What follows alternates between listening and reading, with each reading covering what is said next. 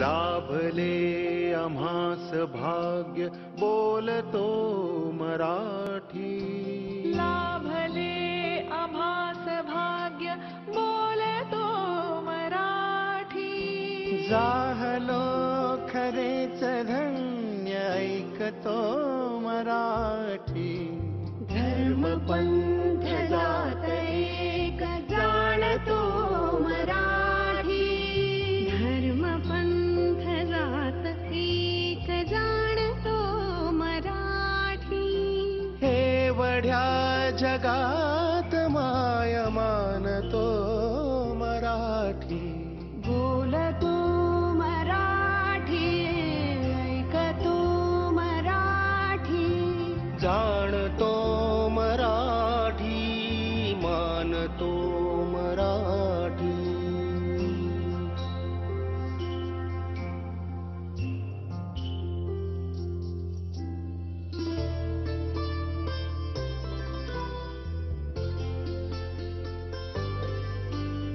आमुच्या मना मनात दंगते मराठी.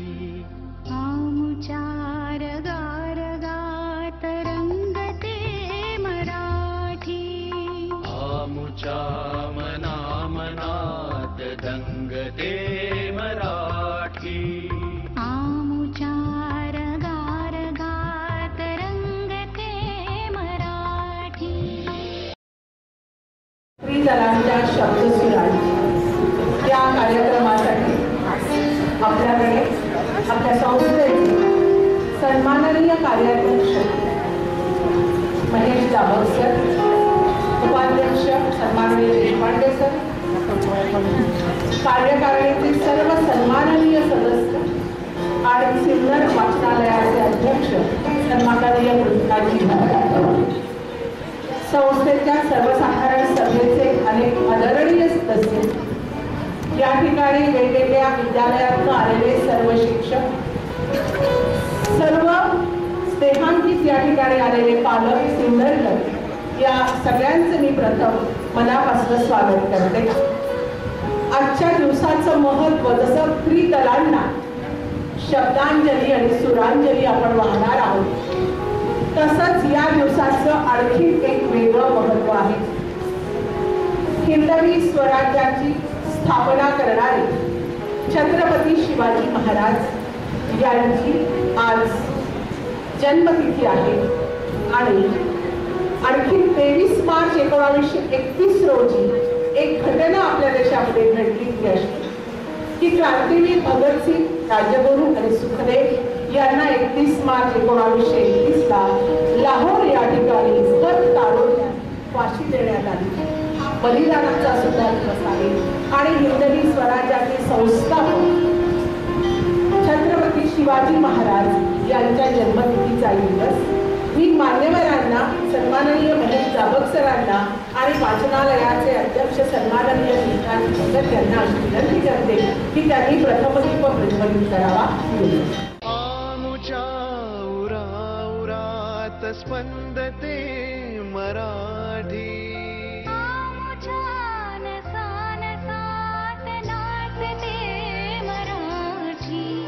लाभले आम्हास भाग्य बोलतो मराठी.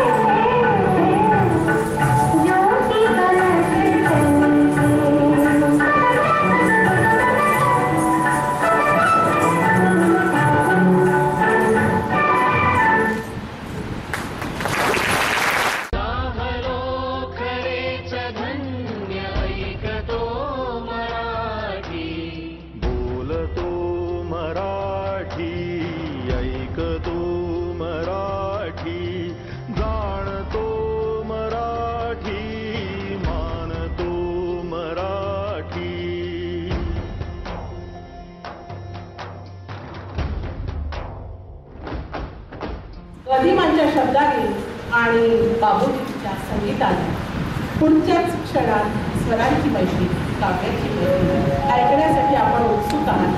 पण मला सगळ्यांना एक सांगावंसं वाटतं की गाणं म्हणजे नेमकं काय असतं. तर गाणं म्हणजे पहाट पक्षाचं आकाशात गणं म्हणजे गाणं. इंद्रधनुष्याच्या सप्तरंगात रंगून जाणं म्हणजे गाणं. वाहत्या पाण्याची खळखळ म्हणजे गाणं आणि जीवनातल्या ओढणीची खळखळती सळसळ म्हणजे गाणं. अशी रंगणारी, रंगवणारी, खळखळणारी, सळसळणारी आणि त्याहीपेक्षा आपल्याला अधिक प्रिय असणारी 3 विशेषणं गजानन दिगंबर माडगूळकर, रामचंद्र उर्फ सुधीर फडके आणि पुरुषोत्तम लक्ष्मण देशपांडे यांच्या प्रतिभा आविष्कारातनं साकारलेली गाणी ऐकण्यासाठी आपण उत्सुक आहात.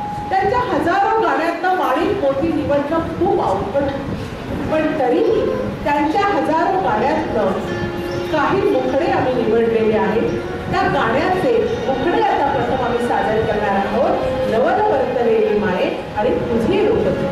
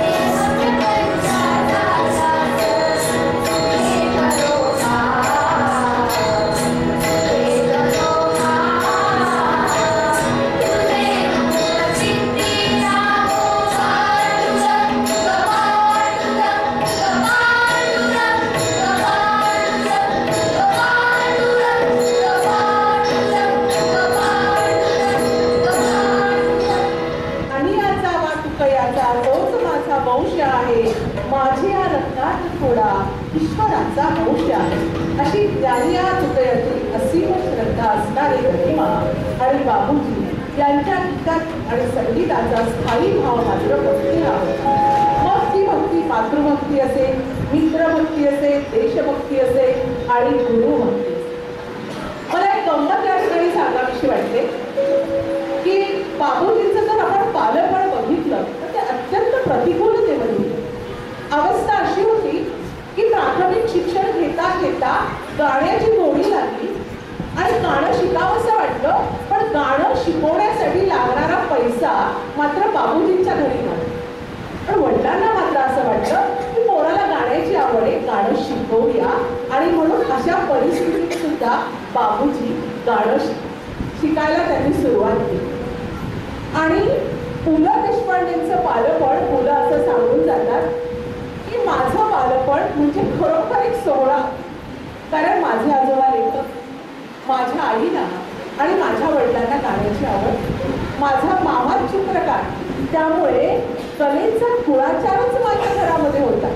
आणि म्हणून माझ्या वडिलांनी मी 4थी मध्ये असतानाच मला पेटी दिली आणि मला कधीच असं विचारलं नाही का रे बाबा तुझ्या परीक्षेचा अभ्यास झाला का, असं त्यांनी कधीच विचारलं नाही. उलट मला ते नेहमी विचारत 8 दिवसात तू पेटी का नाही वाजवली. अशा पद्धतीनं त्याही काळात कलेकडे ओढा आपल्या आई वडिलांनी या सगळ्या व्यक्तिमत्वांचा दिलेला. आणि गदिमांचं बालपणही तसंच अत्यंत प्रतिकूलतेमध्ये गेलेलं आहे. माडगूळकरला त्यांचं राहतं घर, थोडीशी शेती, पण गदिमा असं म्हणून जातात बालपणी माझ्यावर जे संस्कार झाले त्या संस्कारातनं हा पिंड मजबूत झालेला आहे. आणि म्हणून जेव्हा गदिमा प्रसिद्धीच्या झोतात होते, भूतकाळ आई बाबा निघून गेले, ते घर रितं पडलं आणि गदिमा जेव्हा त्या घरात गेले रिकाम्या घरात त्यांना खूप आठवणी त्यांच्या मनामध्ये दाटून आल्या आणि एक फार सुंदर कवितेने जन्म दिला. ती कविता कोणती माहिती? या घरात एकदा सुखी कुटुंब नांदले. बघा, घर रिक्तंय, आई वडील नाही आहेत तर ठाई आठवणी. या घरात एकदा सुखी कुटुंब नांदले. तेच ना मला मुली तास बांधले. रानचे सभोवती त्यात दोन जीव राबले या विधात सार. पिकेल धान्य यात जे तेवढेच रांधले. या घरात एकदा सुखी कुटुंब नांदले. गव्हाण एक त्या तिथे एक होती गाऊन. किती गोड शब्द वापरलाय बघा. गव्हाण एक त्या तिथे एक होती गाऊन. तुळस हीच उजवी तीर्थ घेऊन वाहून. पुसट ती दिसे मला तुझे विधी गोंधळे. या घरात एकदा सुखी कुटुंब नांदले. याच अंगणात मी सौंदर्यात खेळलो. याच अंगणात मी सौंदर्यात खेळलो. उन्हात चांदण्यात धुळीत धुंदलो. इथेच बेत आखले हवेत दुर्ग बांधले. इथेच बेत आखले हवेत दुर्ग बांधले. या घरात एकदा सुखी कुटुंब नांदले. आई बाप लेकरे हे आज आपल्याला दिसत नाही कुठेच. आई बाप लेकरे तिघात एक वाक्यता. या घरात राहिली सदैव शांतता. कुणाला व्यर्थ वाढले कुणाला येत रिंटले. या घरात एकदा सुखी कुटुंब नांदले. या घरात एकदा सुखी कुटुंब नांदले. मला असं वाटतं की माणूस देशभक्त होतो तेव्हा त्याचा पाया कुटुंब भक्तीचा फार भक्त बसावा लागतो. तेव्हा तो देशभक्त होत असतो. जशी त्याची ही कुटुंबाबद्दलची वृत्ती तशीच त्याची गुरुभक्ती सुद्धा फार अवर्णनीय होती. आणि म्हणून एक गुरुविषयीची फार सुरेख कविता सादर करेल देवेंद्र. कुंभारा सारखा गुरु नाही रे जगात. कुंभारा सारखा गुरु नाही रे जगात. वर घालतो धपाटा आत आधाराचा हात. वर घालतो धपाटा आत आधाराचा हात. माती तुडवी मज हाती कुरवाळी. ओल्या मातीच्या गोळ्याला एक आकृती वेगळी. कुंभारा सारखा गुरु नाही रे जगात. वर घालतो धपाटा आत आधाराचा हात. कुणी मंदिराचा कळस कुणी गोरसाचा माठ. कुणी मंदिराचा कळस कुणी गोरसाचा माठ. देता आकार गुरुने ज्याची त्याला लाभे वाट. देता आकार गुरुने ज्याची त्याला लाभे वाट. घट पावती प्रतिष्ठा गुरु राहतो अज्ञात. घट पावती प्रतिष्ठा गुरु राहतो अज्ञात. कुंभारा सारखा गुरु नाही रे जगात. कुंभारा सारखा गुरु नाही रे जगात. वर घालतो धपाटा आत आधाराचा. वर घालतो धपाटा आत आधाराचा. हा सगळा कार्यक्रम बसवत असतात. 15 दिवस यात तुंबून गेलेलो असतात. एकदम आठवलं. एकदा ब्रह्मदेवानं पृथ्वीवरती अशी घोषणा केली. पाय जमिनीवर राहतील पण हात मात्र आभाळाला टेकतील. असा प्रयत्न या पृथ्वी तलावर कोण करू शकेल बरं? पक्षाने विचार केला आपण आभाळाला स्पर्श करू शकतो पण जमिनीवर मात्र आपण पाय टेकू शकणार नाही. प्राण्याने विचार केला अरे आपण जमिनीवर पाय टेकू शकतो पण आभाळाला मात्र स्पर्श करणार नाही. मग एक जोडी पुढे आणि ब्रह्मदेवाला म्हणाली आम्ही दोघेही हे आव्हान स्वीकारतो. ही जोडी कोण होती? ही जोडी होती सत्याची आणि स्वप्नाची. ही जोडी होती सत्याची आणि स्वप्नाची. सत्याने आपले पाय ठामपणे जमिनीवर रोवून धरले आणि स्वप्न सत्याच्या खांद्यावर अरुण झाले. ब्रह्मदेवाला अत्यंत आनंद झाला. माझ्या मनात असं कल्पना आली की जर मागच्या शतकामध्ये असं ब्रह्मदेवानं पुन्हा विचारलं असतं तर काय झालं असतं? तर अशीच एक जोडी गिरणारानं पुढे आली असती. कारण जीवनाचे सत्य सांगणारे शब्द आणि त्या शब्दांना स्वप्नील असे आकार देणारे संगीतकार या दोघांच्या जोडीमुळे आपले पाय वास्तवावर असले तरी आपण स्वप्नामध्ये मात्र स्वैर करू शकतो. ही जोडी होती कविश्रेष्ठ प्रतिमा आणि शब्दांना सुद्धा लय असते. प्रत्येक शब्दात गोडवा असतो. तो कुठं आणि कसा वापरला पाहिजे, प्रीती कुठं वापरली पाहिजे, प्रेम कुठं वापरलं पाहिजे, इश्क कुठं वापरला पाहिजे हे ज्यांना कळलं ती प्रतिमा आणि आपले बाबूजी आता यांची गाणी आपण ऐकणार आहोत. या सगळ्या सुरेल लयबद्ध अशा शब्दानं तत्वज्ञान सांगणारे बाबूजी प्रेमाचं गीत जेव्हा सांगतात तेव्हा इतकं सहज सांगतात ना, हृदय प्रीत जाणता आजार. आपण वेळे झालो या गाण्याचं, एकेकाळी आपण वेळे झालो या गाण्यांसाठी. आणि हेच बाबूजी जेव्हा रामायण लिहितात, रामायणातलं तत्वज्ञान सांगतात, तेव्हा किती सहजपणे बालगीत लिहून जातात. चुकू चुकू चुकू चुकू अगदी गाणी आपण ऐकले. आपलं बालपण इथंच मोठे झालेले. दादा मला एक वहिनी आण, हे कुठल्या घरात गाणं म्हटलं गेलं नाही.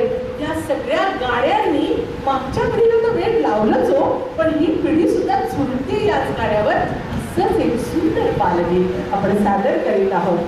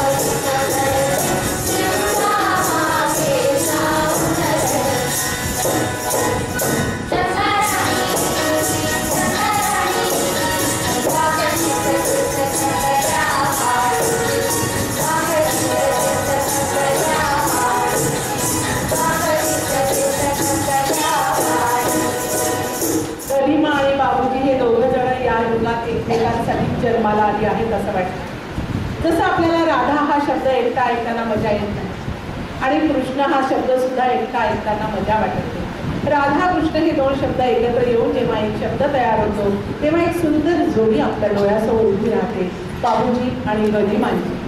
अशाच प्रकार बाबूजी आणि गदिमा खरं तर हा एक द्वंद्व समास आहे. सम आस म्हणजे एकत्र एका जागेवरती येऊन बसणे. हे दोघे जण रसिक मनामध्ये असं सम आसन मिळवले, आपल्या मनात थेट जाऊन मिळलेले आहे. आत्ताच आपण त्यांचं सुमधूर असं बालगीत ऐकलं, पण तरुणांसाठी मात्र त्यांची कविता जोश, उत्साह, प्रेमाची उदात्तता, त्याची नाजूक हळवा शृंगार आणि सहज सुंदर लाघव घेऊन येते. एकदा एक गंमत झाली. गदिमांची सवय होती, त्यांच्या घराच्या समोर एक तुळशी वृंदावन होतं आणि एक ओटा होता. त्या तुळशी वृंदावनावर बसून गदिमा अनेक वेळा कविता लिहायची. एकदा असंच सकाळी सकाळी सूर्याची किरणं तुळशी वृंदावनावर पडलेली होती. सचैल स्नान करून विद्याताई तुळशीची पूजा करत होती. आणि गरिमा कुठल्या तरी विचारात होते. हातातली बोटाने तबला चालू होता आणि विद्याताईंनी विचारलं, कसला विचार करता एवढा? गीताचा विचार करतो. कुठलं गीत? छान प्रेमगीत लिहावं असं मनात आलं. विद्याताईंनी सहज चिडवलं गरिमांना, का हो माझ्यावर कधी प्रेमगीत लिहावं असं वाटलं नाही का तुम्हाला? गरिमा मनातल्या मनात हसले आणि म्हणाले, अरे तूच तर माझी प्रेरणा आहेस. होय का? असं म्हणाले आणि पुढे जायला लागल्या. गरिमांनी विद्याताईंना थांबवलं, जराशी थांब ना. आणि जराशी थांब ना म्हणून जे काही रचलं ना विद्याताईंवर ते इतकं सुरेख की बघा. सहज चाल तेच तू तेच नृत्य होत. सहज चाल तेच तू तेच नृत्य होत असे. सहज बोल तेच तू तेच भावगीत असे. सहज स्पर्शताच तू हर्ष होई अंतरा. दुरावताच तू जरा जीव होई बावरा. संगीत दिवस तुझ्या धुंद चांदरात असे. बलान साध्य बोलणे तुलाही नाही साधले. अतुट प्रेम रंजू दोन जीव बांधले. दोन जीव बांधले. हे जीव बांधले होते ना म्हणून किती सुंदर प्रेमगीत त्यांनी आपल्याला दिली. असंच एक सुंदर प्रेमगीत हे चिंचेचे झाड.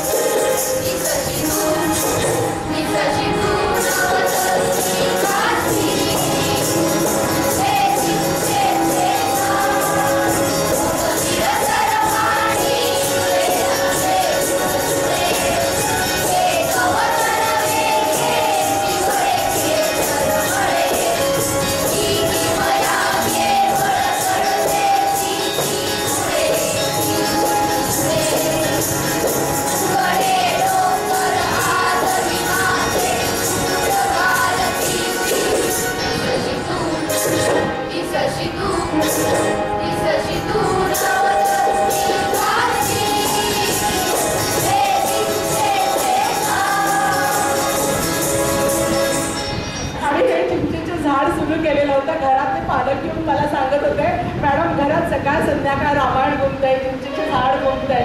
खूप मला आनंद झाला हे सगळं बसवत असताना. त्यामुळे लावण्यांमधील अदा त्यांची गरिमाची जितकी तिखी ना तितकीच त्यांचं भजन निर्मळ आणि प्रेमगीत भावगीत भावगीत असंच एक सुरेख निसर्ग बघता बघता त्यांना सुचलेलं कोकणच्या सौंदर्याचं गीत ऐकूया.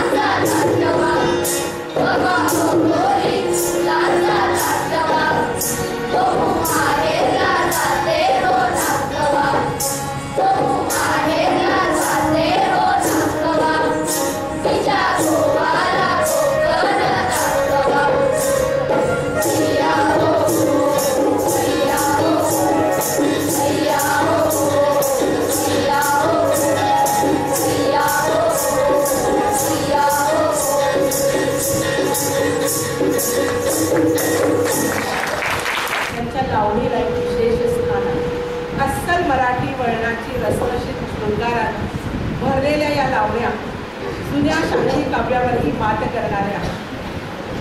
कदिमांनी अनेक लावण्या लिहिल्या. कदिमा एका लावणीची आठवण सांगताना म्हणतात, त्यांना उगडी माझी सांडली ग, ही लावणी सगळ्यांना माहिती. ते म्हणतात ती सुचली कशी ना मला उगडी माझी सांडली ग. तर एक हिंदी गाणं, हिंदी लोकप्रवाहातनं आलेलं गाणं झुमका गिरा रे बरेली के बाजार में, या गाण्यातनं त्यांना फुगडी माझी सांडली ग हे गाणं सुचलं. आणि त्याच्या पुढची गंमत बघा, आपण असं म्हणत असतो की कविता काव्य काय अवघड आहे बुवा, जमणार नाही आपल्याला, आपल्याला फार तर यमक जुळणं जमेल. पण ते जेव्हा त्या चाल लावली फुगडी माझी सांडली ग, असा जो ग आलाय, ग कुठून आला माहितीये? ते म्हणतात की एके ठिकाणी की वृद्ध व्यक्ती होता आणि सगळेजण रडत होते आणि खानदेशमध्ये रडण्याची पद्धत आहे, गेला ग असं म्हणून रडण्याची पद्धत आहे. हा ग ना मला तिथे सापडला. म्हणजे बघा, सूक्ष्म निरीक्षण शक्ती असेल तर कुठलं काय सापडू शकतं आणि ते कुठं वापरलं जाऊ शकतं. असं ते फुगडी माझी सांडली ग. आताही आपण अशीच एक सुरेख लावणी या ठिकाणी ऐकणार आहोत. ऐकू.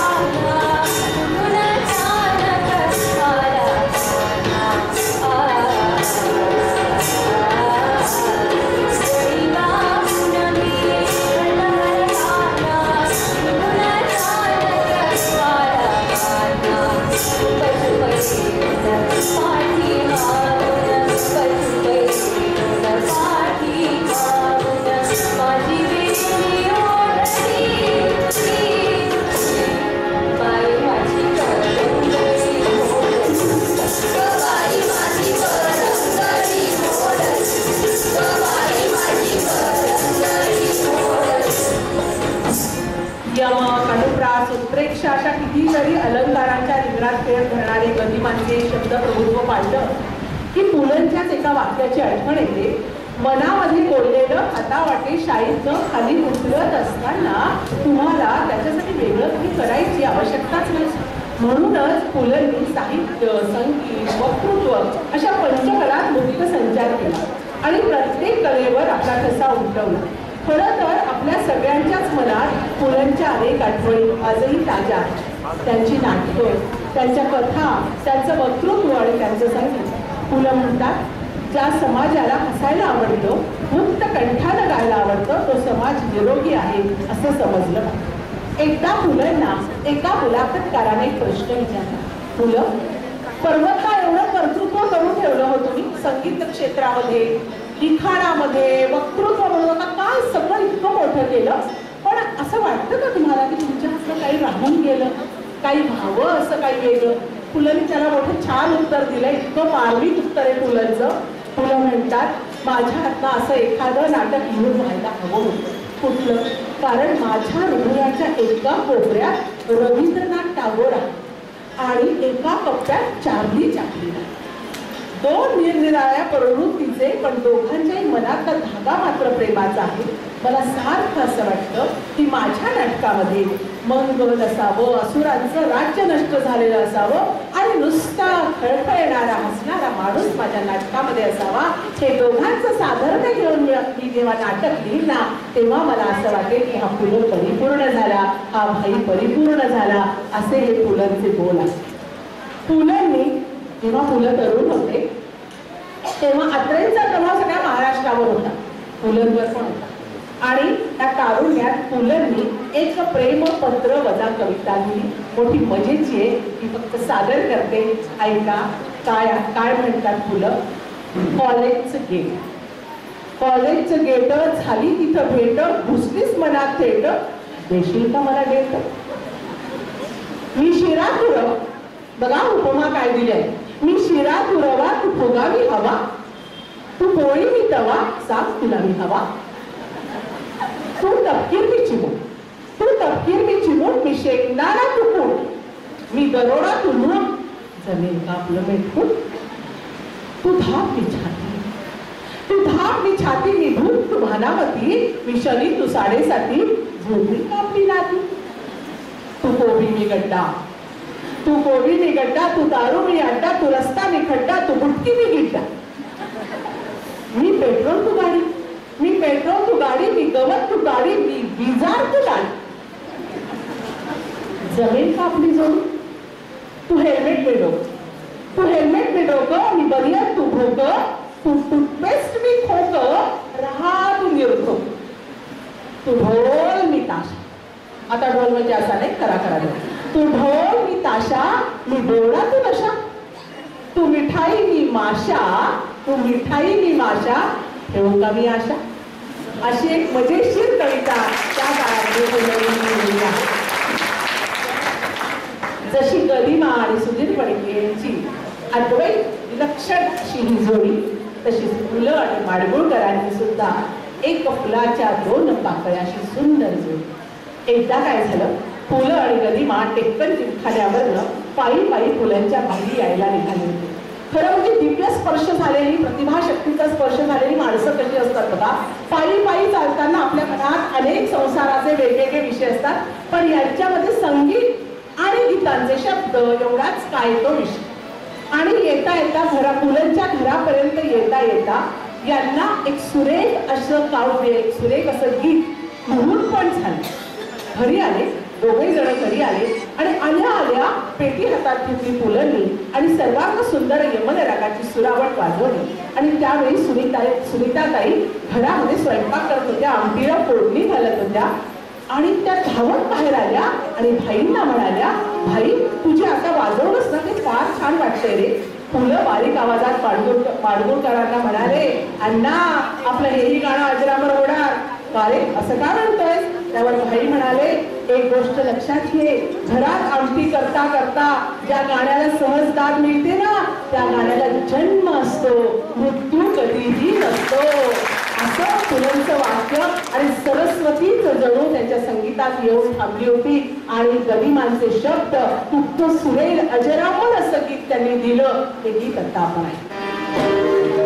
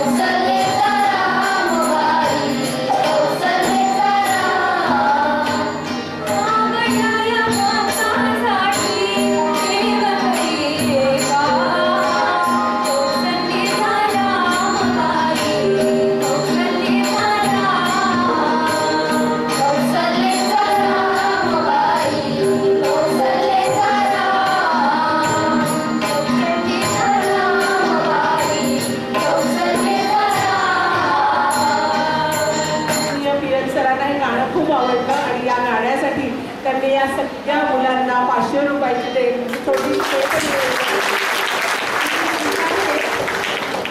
गौरी रत्न पालखीसाठी आणखीन एक छोटीशी भेट आलेली आहे ती मी स्वीकार पण पुलं हे किती विनोद करायचे किती मजा करायचे तर पुलंची नाटकं पाहिली वाचली पण पुलंनी ना एक पत्र लिहिलं कुणाला पत्र लिहिलं आणि खरंच लिहिलं पुलंचे एक मित्र होते SP आडारकर यांचा मुलगा अशोक याचं लग्न ठरलं आणि पुलं लग्नाला काही जाऊ शकले नाही म्हणून पुलंनी दाम्पत्य जीवन पत्नीचं मानसशास्त्र याबद्दल गमती सांगणारं एक पत्र अशोकला लिहिलं पत्र खूप मोठं आहे पण मला जेवढा तो भाव आवडला कारण आपल्या सगळ्यांशी तो फार निगडीत आहे तेवढाच मी आपल्याला सांगते आहे ते म्हणतात प्रिय अशोक आजचा दिवस तुझ्या आणि कोमलच्या आयुष्यातला अत्यंत महत्त्वाचा सुमारे 34 वर्षापूर्वी जून महिन्यातच असाच एक महत्त्वाचा दिवस माझ्या आणि तुझ्या सुनीता मावशीच्या आयुष्यात आला होता त्या 34 वर्षाच्या अनुभवाच्या आधारावर तुला 4 उपदेशपर गोष्टी सांगाव्या असं मला वाटतं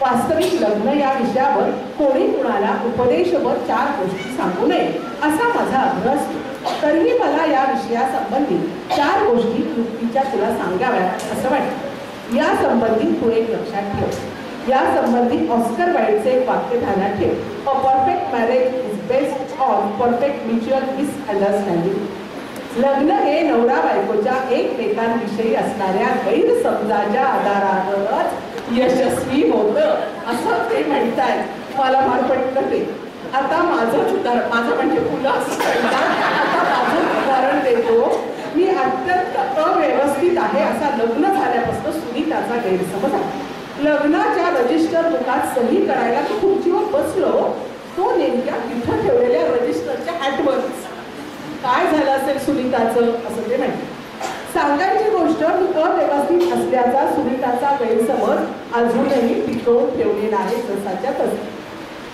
पुढे ते त्या अशोकला म्हणतात अशोक सुखी संसारात नवऱ्याला स्वतःचं मत नसणं यासारखं दुसरं सुख नाही समजा बाहेर जाताना पत्नीनं तुला ही साडी नेसू का असा प्रश्न विचारला तर लक्षात ठेवावं हा प्रश्न तिनं उत्तर द्यावं म्हणून विचारलेला नसतो व्याकरण दृष्ट्या हा प्रश्न असला तरी कौटुंबिक व्याकरणात मी ही साडी नेसणार आहे असं फर्म स्टेटमेंट असतं या प्रश्नाकडे खूप निरखून पाहिल्याचा अभिनय करावा म्हणजे साडीकडे पाहावं आणि म्हणावं वेगवेगळे आवाज काढून हा हा हा फारच छान हा मस्त मस्त काय छान साडी दिसते तुला असे वेगवेगळे डायलॉग पत्नीसाठी मारा कृपा करू आपल्या सगळ्यांनाच माहिती कृपा करून कुठली रेस कोण बघताय असं अजिबात म्हणायचं नाही अशी वाक्य आली तरी ती गिळून टाकावी या बाबतीत आपल्या राष्ट्रपतींचा आदर्श मानावा पंतप्रधानांकडून सूचना आली की लागलीच ॲग्रीड म्हणून सही उलट पार्टीला वगैरे जाताना ती कुठला पुष्कळ घालू तुझं मत फार छान असतं असं पत्नीला विचारावं अध्यवधनं अशी वाक्य फेकावी आणि शेवटी प्रचंड मत सौच्या वाढदिवसाची तारीख कधीच विसरू नये एक वेळ ऑफिसात जाताना पॅन्ट घालायला विसरला तरी चालेल सौच्या लग्नाची तारीख कधीही विसरू नये या गुन्ह्याला शिक्षा नाही असं त्यांनी त्या पत्रामध्ये अशोकला लिहून पाठवलेलं होतं असं एक सुरेख पत्र त्याच्यात आपल्याला लक्षात येतं की त्यांचं किती सूक्ष्म निरीक्षण होतं पण जेव्हा त्यांना विचारलं जाईल भाई तुम्ही इतकं सगळं लिहिलंय इतक्या कला तुमच्या अंगामध्ये आहेत पण तुमचं मन जिंकून घेणारी कला कुठली हो तेव्हा आई काय उत्तर देत माहिती भाई म्हणत माझी मनाची खोली संगीतानं व्यापली आहे संगीत हीच माझं पंगप्रेम आणि म्हणून आता पुन्हा संगीताकडे वळूया आणि गदी मांडली पुन्हा एकदा वेगवेगळ्या संगीतबद्ध शब्द कसे लिहिले आणि संगीत कसं पुन्हा बाबूजींनी दिलं सामाजिक भान हे नेहमीच गदिमांना होतं आपल्या लिखाणातलं दिसतं अगदी आपल्या प्रारंभीच्या काळातच ते लिहून जातात दगडाच्या देवा दुधाच्या घागरी अस्पृश्यांच्या घरी हे पण आहे असं जाणीव असणारे गदिमा त्या काळातले स्त्री पुरुष समानतेवर पण कशा पद्धतीनं लिहून जातात एक सवाल जवाबातनं आपण ऐकणार आहोत ऐकूया तो सवाल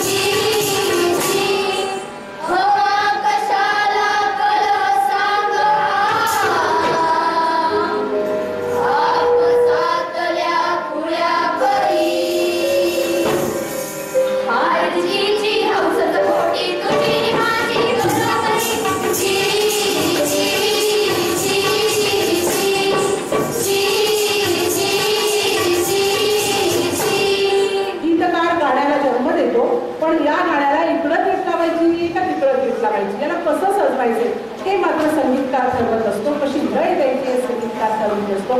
आणि म्हणून अत्यंत गोड गाणं लता आणि सुधीर फडक्यांनी गायलेलं आहे. लताची फार कमी गाणी सुधीर फडक्यांबरोबर गायलेली आहे. त्यातलं हे अत्यंत गोड गाणं आणि तराण्याला सुरुवात होणार आपण आहे.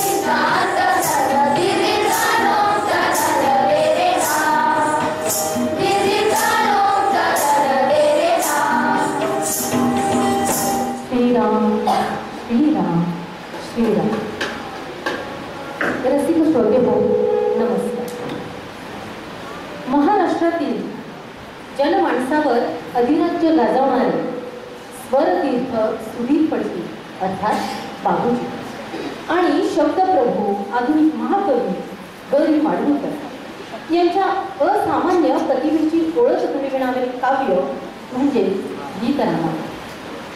या द्वयींचा एकत्रित कलाविष्कार असणारं गीत रामायण म्हणजे आधुनिक महाराष्ट्राच्या संस्कृतीचं संचित आणि अमूल्य वैभव.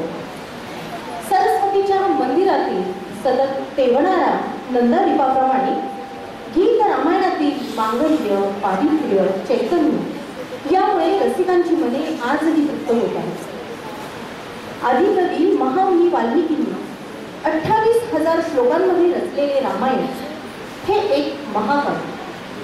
त्याचा नायक श्री रामचंद्र हा मर्यादा पुरुषोत्तम, त्यांचा सेवक श्री हनुमान हा चिरंजीव दासोत्तम. रामकथा तीच, पण गाणाऱ्याचा दृष्टिकोन आणि कौशल्य भिन्नाभिन्न होऊन रामायणाची शोभा आगळीच वाढली आहे. ग दी माडगूळकरांनी आपल्या लेखणीने आणि सुधीर फडके यांनी आपल्या सुस्वर कंठाने 56 गीतांच्या गीत रामायणाचा कौतुक म्हणून महाराष्ट्र शारदेच्या कंठात पाहिजे. अशा सिद्धहस्त लेखक ग दी मा आणि गंधर्वसूर लाभलेल्या बाबूजींना मानाचा मुजरा करून अमृत कुंभ गीत रामायणातील काही गीतरूपी अमृत तुषारांची शिंपण आज आम्ही रसिक श्रोत्यांवर करून त्यांना अलौकिक आनंद देण्याचा आमचा हा एक छोटासा प्रयोग. सर्व समाज मनाचे आदर्श आहेत. त्यांच्या व्यक्तिगत आयुष्यातील संकटाच्या पर्वतांना धैर्याने सामोरे जाऊन आपला आदर्श त्यांनी निर्माण केला.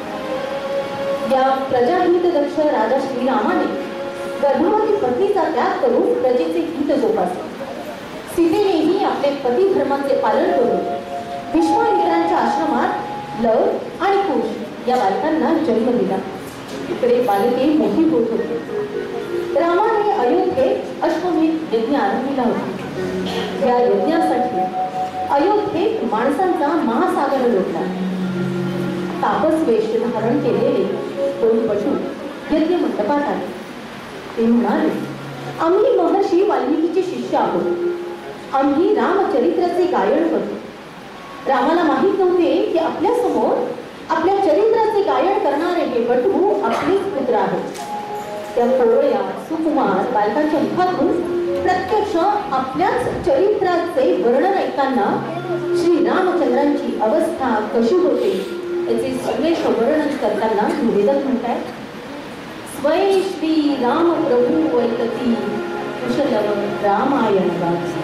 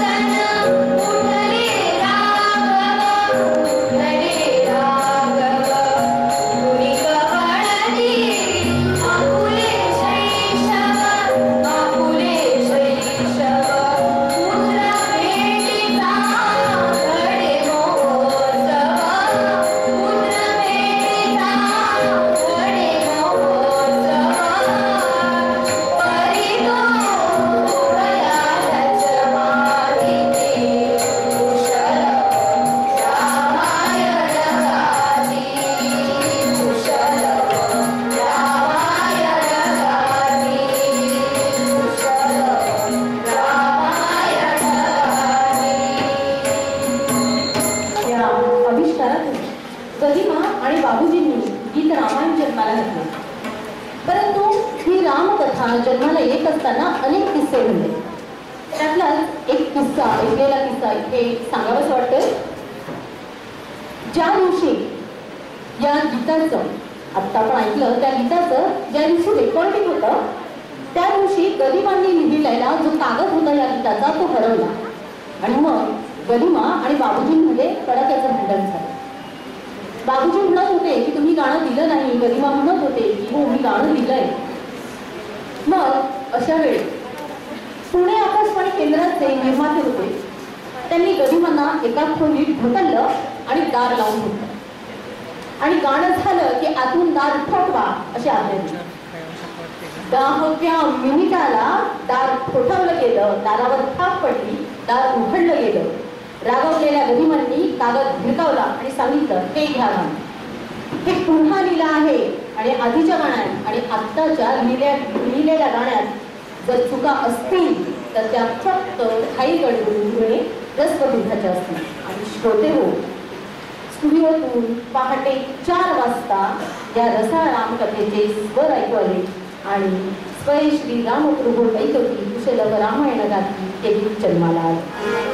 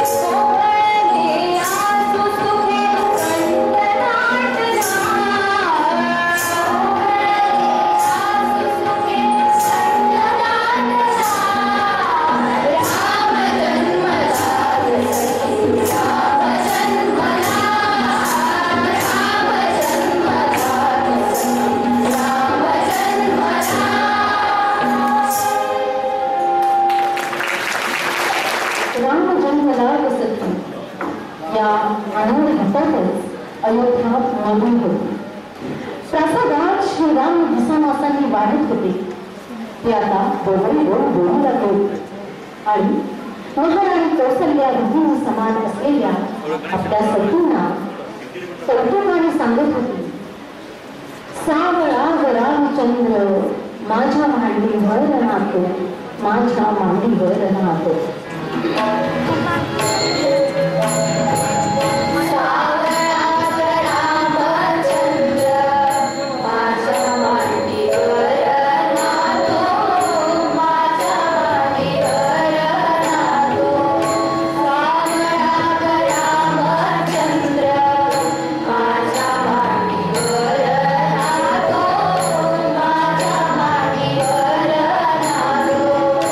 अष्टगंधा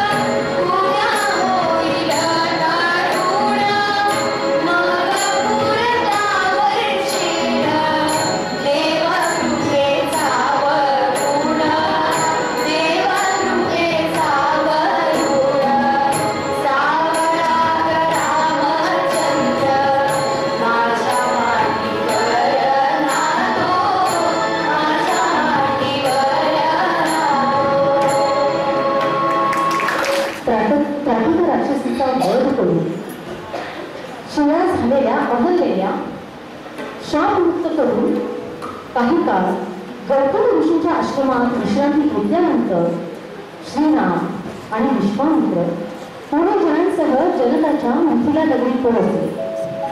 दशरथाचे परमप्रतापी पुत्र तुझ्याकडे असलेले विशाल शिवधनुष्य पाहण्यासाठी आले आहेत असे विश्वामित्रांनी जनकाला सांगितले. शेकडो महिन्यांपूर्वी ते प्रचंड शिवधनुष्य जनकाने दरबारात आणले. श्रीरामांनी त्या थोर धनुष्याला नम्रपणे प्रणाम केला आणि ते धनुष्य उचलायची अनुज्ञा मागितली. जनकाने अवश्य म्हटले. श्रीरामाने ते धनुष्य विदया उचललं आणि महाभाऊ श्रीराम धनुष्याला प्रत्यंच्या लावण्यासाठी ते वाकवू लागले. तोच गुंज कडाळल्यासारखा प्रचंड नाद झाला. ते धनुष्य मधोमध भंग पावले. ते मोठ विलक्षण दृश्य पाहून जनकाला अत्यानंद झाला. आपल्या मूळ शुल्का पुत्री सीतेचा विवाह श्रीरामाशी लावून दिला. आपल्या भातृकन्यांचा विवाह लक्ष्मण, भरत आणि शत्रुघ्न यांच्याशी लावून दिला. अवर्णनीय असा समारंभ झाला. दशरथ पुत्र नववधूंसह अयोध्येला परत आले. ते जाऊन महिने लोटले तरी मिथिलेचे भातचारण सीता स्वयंवराचे गीत पुन्हा पुन्हा गात होते. स्वयंवर झाले सीतेचे, स्वयंवर झाले सीतेचे.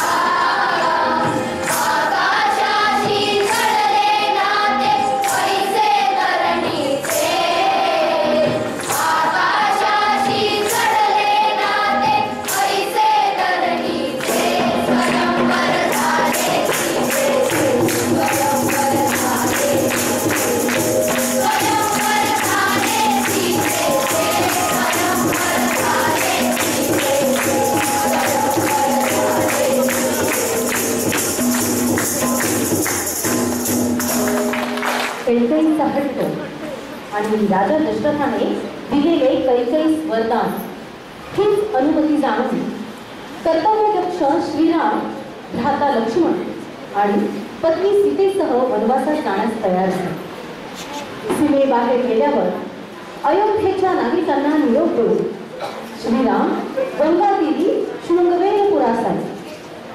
निषादाधिपती गुहाने श्रीरामांचे अत्यंत भक्तीने आदरातिथ्य केले. दिवस उजाडल्यावर श्रीरामांनी सुवंतास अयोध्येस परत जाण्याची आज्ञा करून आपण सीता लक्ष्मणांसह नौकेत चढले. नावाडी बदलू लागले, लाटा आदळू लागल्या.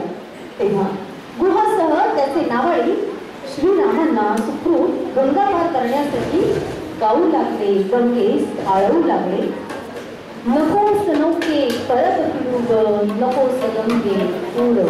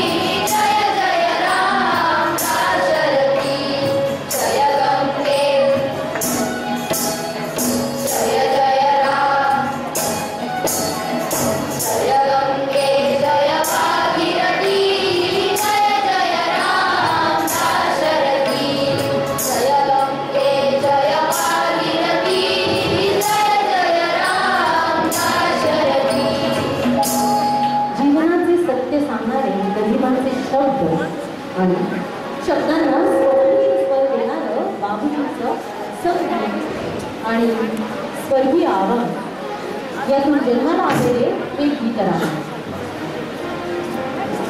गीतरामायण म्हणजे आदर्शाचा उत्तुंग पुतळा. गदिमा आणि बाबूजींच्या गीतातून भावनेचा ओलावा घेऊन स्वर शब्दांना भेटतात. शब्दातील आशय बोलका होतो, रसिकांशी संवाद साधला जातो आणि त्यातूनच साकारते अविट जोडीचे अभिजात संपन्न असे गीतरामायण. बागेत ओंजळून फक्त थोडीच फुले घेता येतात, मात्र तेवढ्यानेही आपली ओंजळ सुगंधित होते. आम्ही देखील गीतरामायणातील काही कविकवी सुगंधी अशी काव्यसंग्रहे आपल्या ओंजळीत टाकली व आपली ओंजळ सुगंधित करण्याचा आम्ही प्रयत्न केला. श्रीराम श्रीराम श्रीराम. मला श्री हे जे रामायण आहे हे ऐकताना कालही अविट गोडीनं भरलेलं होतं आणि आजही अविट गोडीनं भरलेलंच आहे. प्रतिमाच असं म्हणतात, जुन्या नव्याच्या मधले नवथर, जुन्या नव्याच्या मधले नवथर जुने होळी तो पिकेल का, वाल्मिकीच्या दाढीचा केस कधी काळी पिकेल का, असं गदिमाच म्हणून जातात. त्यामुळे हे आजही आहे, उद्याही आहे, काल तर होतच होत. साहित्य, संगीत, गीत, चित्रपट अशा अनेक क्षेत्रात त्याच्याकडे अफाट असे कर्तृत्व गाजवणारे या तिघांनी त्यांच्या आयुष्यात अनेक मान सन्मानानं सन्मानित करण्यात आलं. पण अनेक मान सन्मान लाभूनही विनयशीलता कसुमरही या श्रीधरानं ढळून दिली. गदिमांनी आपल्या खेळूताचा वसा कधी टाकला नाही, तर संगीतकार आणि गायक या बाबूजींच्या दोन भूमिकांच्या जोडीला एक फार भक्कम अशी बैठक होती, प्रखर अशा राष्ट्रभक्तीची. त्यांच्या आचार विचारांमध्ये शब्द स्वरांच्या शाळेच्यापेक्षा प्रबळ होता तो राष्ट्रविचार. पुन्हा ती राष्ट्रभक्ती केवळ वैचारिक नव्हती, तिचा सक्रिय आविष्कार ही एक बाबूजींची अनिवार्य अशी पूर्णी होती, जी आपण गोवा मुक्ती संग्रामामध्ये बघितलेली आहे. आणि पुलं तर इतक्या नम्रतेने म्हणतात, शेवटी खेळिया या नात्यानं माझं जीवन समृद्ध झालं. खेळिया या नात्यानं माझं जीवन समृद्ध झालं. मला एक खुर्ची मिळाली, ती फार दुर्मिळ आहे. सत्तेची खुर्ची मिळण्याची धडपड सगळ्यांचीच असते, पण मला ही प्रेमाची खुर्ची मिळाली. ती मी नाही तर तुम्ही सगळ्यांनीच घट्ट धरून ठेवली आहे. मी पहिल्यांदाच सांगितल्याप्रमाणे एकूणच काय, सगळ्यांचे हात आभाळाला पोहोचलेले आहेत आणि पाय मात्र घट्ट जमिनीवर आहेत. असा हा सुरेख त्रिवेणी संगम. आणि हा कार्यक्रम बसवत असताना एक मात्र मला प्रकर्षानं जाणवलं. आजची आपली सगळ्यांची अस्वस्थ, थोडीशी विमनस्क अशी सामाजिक स्थिती, त्याच समाजाचे आपण सारेजण सदस्य. आपली कधी कधी होणारी सगळं समाजातलं चित्र पाहून होणारी मनाची घोरपड.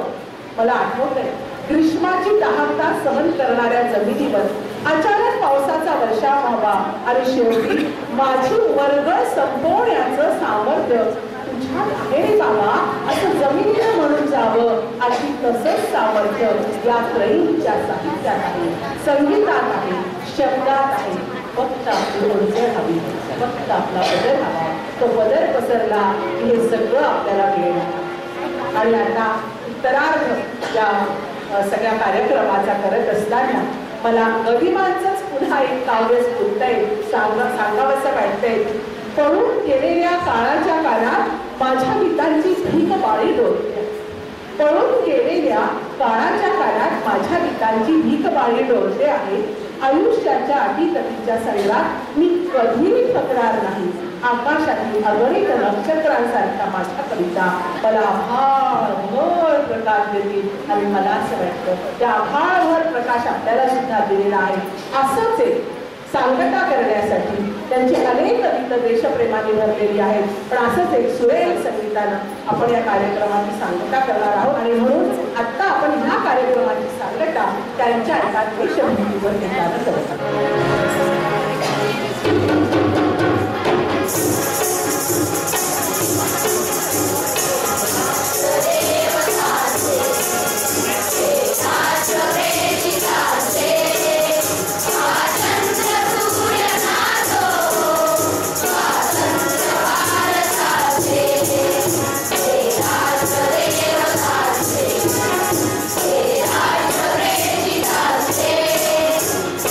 चंद्र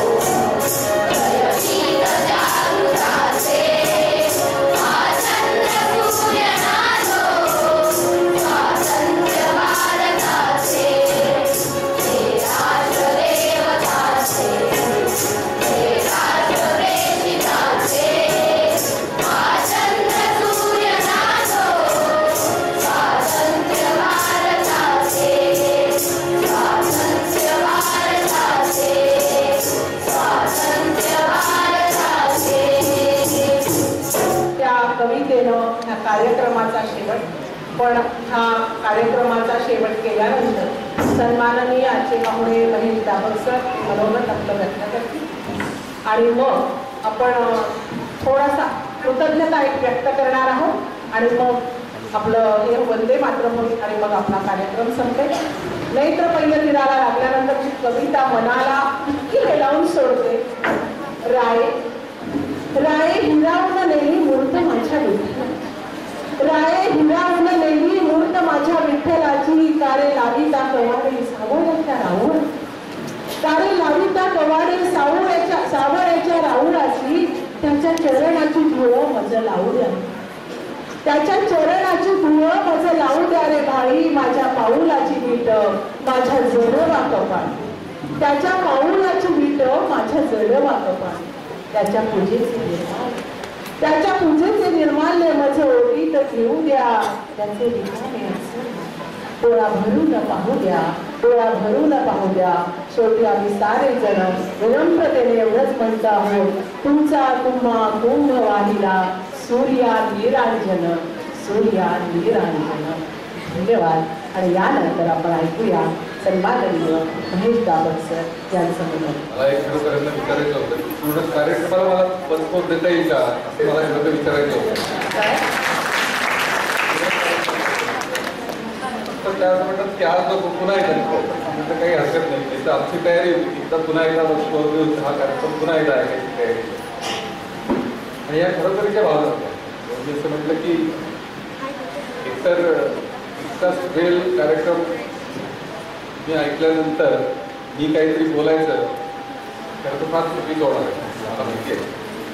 परंतु शेवटी इतक्या 20 जणांच्या सगळ्या टीमनी, त्यांच्याबरोबर असलेल्या सगळ्या बाध्यविद्यांनी आणि सगळ्या शिक्षकांनी त्याची काही मेहनत घेतली आहे, त्याचं पहिल्यांदा खूप मनापासून अभिनंदन करतो, त्यांना शुभेच्छा देतो.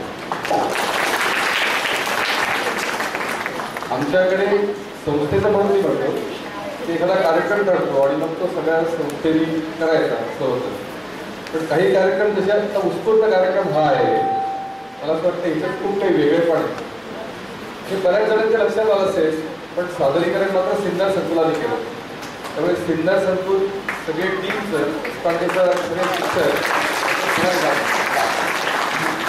आणि इतरही संकुलाचे प्रमुख बसलेले आहेत, त्यांनी असा कार्यक्रम आपापल्या ठिकाणी केला तर छान होईल असं वाटतंय. ही सजेशन आहे, परंतु अतिशय सुरेख असा कार्यक्रम. या विदलांच्या संदर्भात जो उल्लेख झाला, आपण जर बघितलं ना तर ही खरोखर हजराबाद असे असलेली 3 जण आहेत.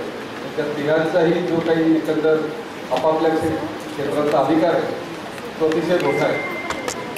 पुलंचं नाव घेतल्यानंतर जी सगळी ग्रंथसंपदा साहित्य ते समोर येतं आणि गुळाचा गणपतीसारखा एखादा चित्रपट असेल की त्याच्यात सतत फुलं होतं. त्यामुळे या सगळ्यांची ओळख या विद्यार्थ्यांना या वेगळ्या माध्यमातून मिळाली आणि पुन्हा एकदा या सगळ्या गोष्टींना उजाळा झाला. आणि आम्ही पण जरा थोडासा मला आता गुळाचा गणपती मी शाळेत असताना बघितलं की मला आठवत आहे आणि फुलं सगळे समोर उभे राहिले. व्यक्ती आणि वल्ली असेल किंवा अनेक काही पुस्तक आहे, तुझा सारखं नाटक असेल, तर या सगळ्यांची ओळख विद्यार्थ्यांना पुन्हा एकदा होती आहे. खूप मोठी चांगली गोष्ट आहे. अभ्यासाबाहेर जाऊन काहीतरी करणं हे जरी आपण आवश्यक असं म्हणतो, तर हे पुस्तकाच्या बाहेर जाऊन केलेला मोठा प्रयत्न आहे. त्याचं एकदा कौतुक करतो की मला असं वाटतं की बाबूजींसारखा कधी त्यांनी सावरकरांसारखा चित्रपट जो काही केला तोही अग्रावर आहे. त्यामुळे त्यांच्या सगळ्याच या मगाशी रामाच्या गीतांचा सगळ्यांचा उल्लेख लागेल प्रमाणाचा, त्याच्यातल्या अनेक गोष्टी खरं तर इतक्या सुरेख आहेत. म्हणजे कैकेयीच्या संदर्भातलं जे गाणं असेल, बाकी सगळी गाणी आहेत, इतकी भावपूर्ण त्याच्यात ते शब्द आहेत आणि ज्या पद्धतीने बापूंनी सादर केलंय. आजही गीत रामायण ऐकल्यानंतर आपल्याला असं होतं की अरे काहीतरी वेगळ्या विश्वास आपण जातो. आणि या सगळ्याची ओळख असते नक्की परंपरा पुढे जाण्यासाठी अशा प्रकार कार्यक्रमात संकुलाने केला. त्यामुळे मला असं वाटतं की या विद्यार्थ्यांना एक वेगळ्याच प्रकारचा अनुभव मिळाला असेल. आणि गाणाऱ्यांनी तर आहेच आहेत. या 20 जणांच्या टीमनी जी काही मेहनत 15 दिवसात घेतली असेल ती खरंच तर अचंबित करणारी आहे. आणि मगाशी म्हणाले तसं की कोणी याच्यातल्या गाण्याला त्रासला जात नाही, कोणी कुठलाही असा अति प्रकारचा असा अभ्यास केला असं नाही आहे, पण तरी जर ती तयारी थोड्या वेळात केली आहे तर अशा प्रकारचे अनेक कार्यक्रम ते पुढेही करू शकतील असा आम्हाला नक्कीच विश्वास आहे. तुमच्या सगळ्यांचं अभिनंदन करतो.